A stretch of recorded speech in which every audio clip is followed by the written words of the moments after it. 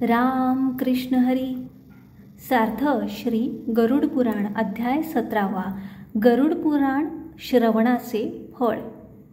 शेवटी भगवंत म्हणतात, हे गरुडा, मी तुला जी ही संपूर्ण क्रिया सांगितली ती मरणानंतरच्या 10 दिवसात ऐकून सर्व पापांतून सुटका होते. हे परलोकातील गतीसाठी करावयाचे कर्म पितरांना मुक्ती देणारे, इच्छेप्रमाणे पुत्र देणारे आहे, तसेच इहलोकात व परलोकात सुख देणारे आहे. जे अशी क्रियाकर्मे करीत नाहीत ते नराधम नास्तिक असतात.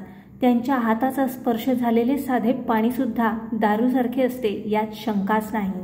अशा नास्तिकांच्या घराकडे देव आणि पितर दृष्टीसुद्धा टाकत नाहीत. तेव्हा त्यांनी केलेल्या उपेक्षेमुळे पुत्र, नातू वगैरे पुढच्या पिढीतील वंशज दुःखी व दरिद्री बनतात. ब्राह्मण, क्षत्रिय, वैश्य आणि इतरही लोक मेल्यानंतर त्यांचा अंत्यविधी झाला नाही तर ते असंस्कारित असतात. हा प्रेतकल्प नावाचा खंड जो ऐकवतो आणि जो श्रद्धापूर्वक ऐकतो ते दोघेही पापमुक्त होतात व अधोगतीस जात नाहीत.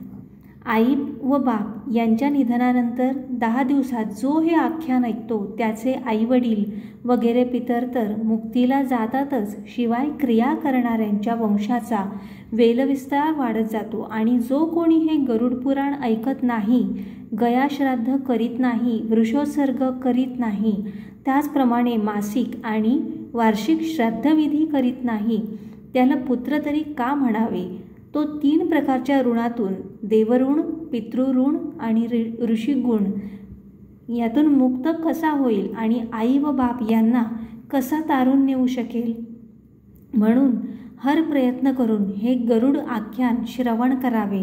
हे पुराण धर्म, अर्थ, काम व मोक्ष असे 4ही पुरुषार्थ साधून देऊन दुःखाचा नाश करणारे आहे. हे गरुड पुराण पुण्यदायक तसेच पवित्र असून पापनाश करणारे आहे. जो याला ऐकतो त्याच्या मनोकामना पुऱ्या होतात.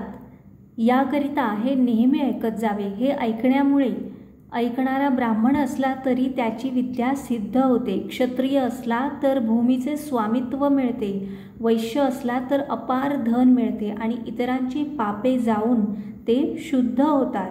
हे पुराण संपूर्ण ऐकल्यानंतर वाचणाऱ्या पुराणिकास याआधी सांगितलेली शय्यादानासहित सर्व दाने द्यावीत, नाहीतर ते श्रवण निष्फळ होते.